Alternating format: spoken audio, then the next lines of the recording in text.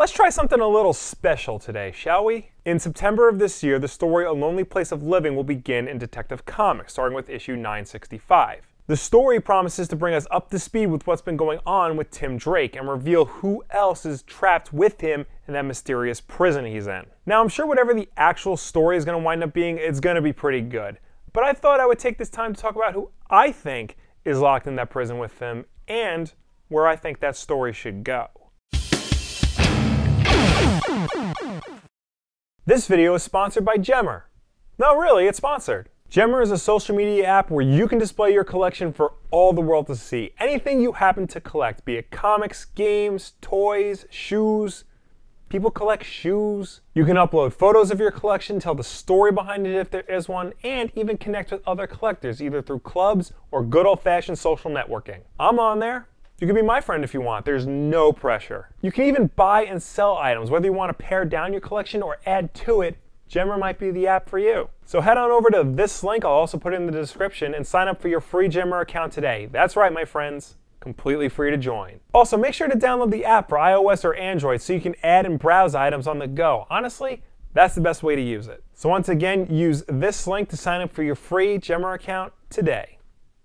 On with the show.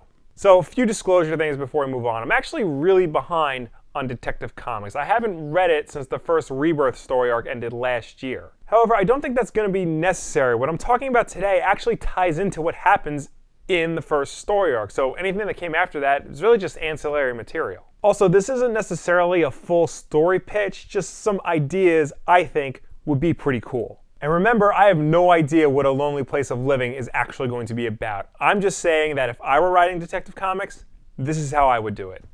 Let's see if DC can do better. So, full spoilers for Detective Comics if you don't already know. At the end of the first story arc, The Rise of the Batmen, Tim Drake, aka Red Robin, dies in a last stand against the nefarious colony. Except, not really. In actuality, before he actually dies, he's transported to an interdimensional prison by the mysterious Mr. Oz, somebody who's been sort of manipulating the things behind the scenes of the DC Rebirth. Since the story arc began, we haven't really gotten a whole much more information on who Mr. Oz is or why he's taking these characters off the field, so to speak. We know that Doomsday and Mr. Mxyzptlk are also prisoners of Mr. Oz, but other than that, we don't really know a whole lot. But Lonely Place of Living seems to be about who else is in the prison with Tim Drake and how Tim eventually escapes. So here's my idea. Let's say that Tim Drake eventually does figure out a way to escape his cell. As he's escaping, he hears somebody call to him by name. He walks over, tries to find where it's coming from, and he finds another cell. In that cell is a kid roughly his age with long brown hair and a white and red outfit. The kid is hyperactive, super excited to see somebody he recognizes, and is moving at the speed of light. This kid is Bart Allen, the once Kid Flash and the original Impulse. Bart Allen is a character with a lot of history with Tim Drake. They both came around at about the same time in the early to mid 90s, and they were both part of teams like Young Justice and Teen Titans. But that Bart Allen has been missing since Flashpoint. He had his own spin-off series, Kid Flash Lost, about him being trapped in time. There was a Bart Allen in the New 52, but he was actually a con artist from the future named Bart Tor, who just took his identity. That wasn't actually Bart Allen. The whole mantra of DC Rebirth is reconnecting with the DC Universe's legacy and reconnecting relationships that were lost during the New 52.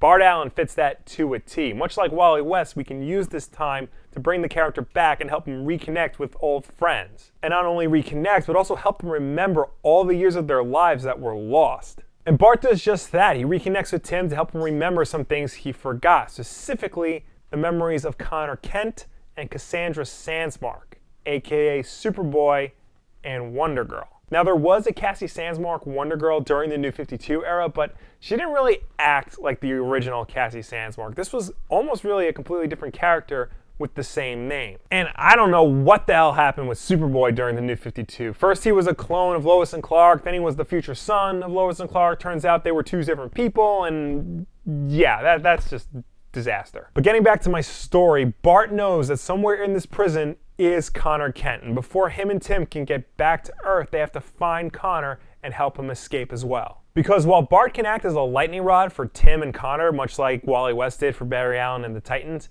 he knows he can't do that with Cassie. His bond is strong with Cassie, but not as strong as, say, Connor's and Cassie's. Connor is the actual lightning rod to Cassie Sandsmark. Superboy and Wonder Girl were one of the relationships that were torn apart by the New 52, much like Green Arrow and Black Canary or Aquaman and Mera. Theirs was a really well-written, really wonderful relationship that had many ups and downs like a real couple did, a real teenage couple. And if you ask me, bringing the two of them together again will go a long way to reestablishing the tone that Rebirth has been trying to do since it began. Most importantly, it will help lead to the return of Young Justice. Cassie didn't debut in this issue. She debuted in like 4, I think. The original Young Justice series by Peter David is one of the best team books of all time, and now we can finally get this team back to prominence in the DC universe. A little older, a little wiser maybe, but still always in way over their heads. Plus, I mean, you're bringing back the cartoon, might as well bring back the comic to help capitalize on it. As to how Bart, Tim, and Connor get out of prison, that's pretty simple. Once Bart's out of his cell, he can tap into the Speed Force and connect with Barry and both Wallies to help him reconnect with everybody and help locate where Cassie is. Of course, not before the trio run into Mr. Oz and find out more about his intentions. And if Mr. Oz really is Ozymandias, then this will all lead nicely to Doomsday Clock, keeping everything in line with DC's current plans. Now, I'm sure whatever James Tynion and his team have in mind will be great. I'm just saying, for my money, it would make the most sense to get Tim Drake and his old Young Justice cohorts back together again. I'm sure the end result is going to be a great epic story, but I think it could be just a little bit more epic with the return of these guys. But what do you guys think about Tim Drake's inevitable return? Who do you think is locked in the prison with him, and do you want to see Young Justice come back? Let me know down below or anywhere on the internet. Of course, new videos every Tuesday and Wednesday. Wednesday night at 9 p.m. Eastern is, of course, Wulff Den Live, the big 1-hour show that you really should be watching more often than you probably are. If you want to catch that, make sure you subscribe to this channel, like this video, share it with a friend. Thank you all for watching. I will see you next time.